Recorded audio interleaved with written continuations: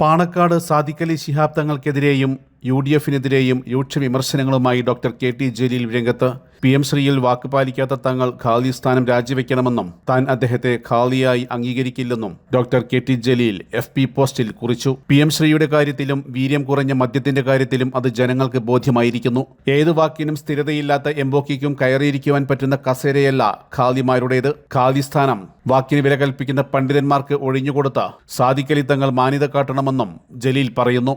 LDF സർക്കാർ ഒപ്പിട്ടതുകൊണ്ട് പിന്തിരിയുവാൻ കഴിയില്ലെന്ന ലീഗിന്റെയും സതീശന്റെയും വാദങ്ങൾ പച്ചക്കള്ളമാണെന്ന് മനസ്സിലാക്കുവാൻ ലീഗ് അഖിലേന്ത്യാ ട്രഷറർ PV അബ്ദുൽ വഹാബിന്റെ ചോദ്യത്തിന് രാജ്യസഭയിൽ മന്ത്രി നൽകിയ മറുപടി മാത്രം മതി. ഈ സന്ദർഭത്തിൽ തന്നെ അത്തരമൊരു ചോദ്യം ചോദിച്ച സർക്കാരിന്റെയും ലീഗിന്റെയും തലമണ്ടക്കടിച്ച വഹാബിന് KT ജലീൽ അഭിനന്ദനങ്ങളും നേരുന്നുണ്ട്. PM ശ്രീയിൽ നിന്നും പിന്മാറിയാൽ എന്ത് മാങ്ങാത്തൊലിയാണ് സംഭവിക്കുന്നതെന്നാണ് മുഖ്യമന്ത്രിയും ലീഗ് മന്ത്രിമാരും പറയുന്നതെന്നും ജലീൽ ചോദിക്കുന്നു.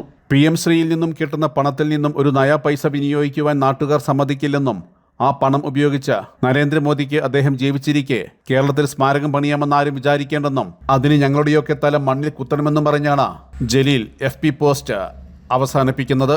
News desk media vision.